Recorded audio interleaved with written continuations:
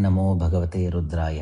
ಪರಮೇಶ್ವರನಿಗೆ ಅತ್ಯಂತ ಶಕ್ತಿವಂತವಾದಂತಹ ಅಭಿಷೇಕ ಯಾವಾಗ ಅಂತಂದರೆ, ನಾವು ಸಹಜವಾಗಿ ಮಾಸ ಶಿವರಾತ್ರಿ, ಮಹಾಶಿವರಾತ್ರಿ ಈಶ್ವರನ ಆರಾಧನೆ ಪೂಜೆ ಮಾಡ್ತೀವಿ, ಒಳ್ಳೆಯದೇ. ಆದರೆ ಮಾರ್ಗಶೀರ್ಷ ಮಾಸದಲ್ಲಿ ಆರ್ದ್ರ ನಕ್ಷತ್ರದ ದಿನ, ಅದು ಬ್ರಹ್ಮ ಮುಹೂರ್ತದಲ್ಲಿ ಈಶ್ವರ ಆರಾಧನೆ, ಈಶ್ವರನಿಗೆ ಅಭಿಷೇಕ ಮಾಡಿದರೆ ಅದು ಅತ್ಯಂತ ಶಕ್ತಿವಂತವಾದದ್ದು ಅಂತ ಈಶ್ವರನು ಸ್ವಯಂ ತಾನೇ ಎಲ್ಲರಿಗೂ ಹೇಳಿದಂತಹ ಮಾತು.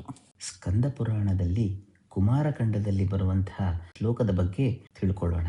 ಆರ್ದ್ರಾಯಾಮ್ ಮಾರ್ಗಶೀರ್ಷೇತು ಯಸ್ಮೈ ನಯತಿ ಮಾಸಿಕಂ ಮಧ್ಯಾಹ್ನೇಪಿ ವಾಲಿಂಗಂ ಸಗುಹಾಯಾಮ್ ಮಮ ಪ್ರಿಯ ಅಂತಂದ್ರೆ, ಈಶ್ವರನಿಗೆ ಗುಹ ಅಂತಂದ್ರೆ ಸುಬ್ರಹ್ಮಣ್ಯ ಸ್ವಾಮಿ, ಕುಮಾರಸ್ವಾಮಿ ಅಂತಂದ್ರೆ ತುಂಬಾ ಪ್ರಿಯವಾದವನು. ಈ ಶ್ಲೋಕದ ಅರ್ಥ ಹೀಗಿದೆ: ಆರ್ದ್ರಾಯಾಮ್, ಆರ್ದ್ರ ನಕ್ಷತ್ರದಲ್ಲಿ, ಮಾರ್ಗಶೀರ್ಷ ಮಾಸದಲ್ಲಿ ಯಾವ ವ್ಯಕ್ತಿ ನನ್ನ ಪೂಜೆಯನ್ನು ಮಾಡುತ್ತಾನೋ, ಮಾಸಿಕ ಪೂಜೆಯಾಗಿರಬಹುದು, ಮಾಸಿಕ ವ್ರತವಾಗಿರಬಹುದು, ಮಧ್ಯಾಹ್ನ ಕಾಲದಲ್ಲೂ ಶಿವಲಿಂಗವನ್ನು ಪೂಜೆಯಿಂದ ಅರ್ಚಿಸುತ್ತಾರೋ, ಬ್ರಹ್ಮ ಮುಹೂರ್ತದಲ್ಲಿ ನನ್ನ ಅಭಿಷೇಕ, ಅರ್ಚನೆ, ಆರಾಧನೆ ಮಾಡುತ್ತಾನೋ, ಅವರ ಮೇಲೆ ನನಗೆ ವಿಶೇಷವಾದ ಪ್ರೀತಿ ಅಂತ ಸಾಕ್ಷಾತ್ ಈಶ್ವರನೇ ಹೇಳಿದಂತಹ ಮಾತು ಇದು.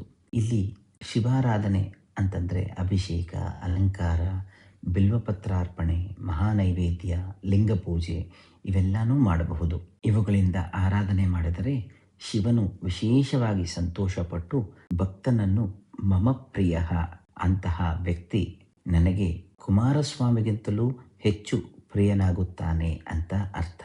ನಿಮ್ಮ ಇಷ್ಟಾರ್ಥಗಳು ನೆರವೇರಲಿ ಅಂತ ಕೋರುತ್ತಾ ಎಲ್ಲರಿಗೂ ನಮಸ್ಕಾರ.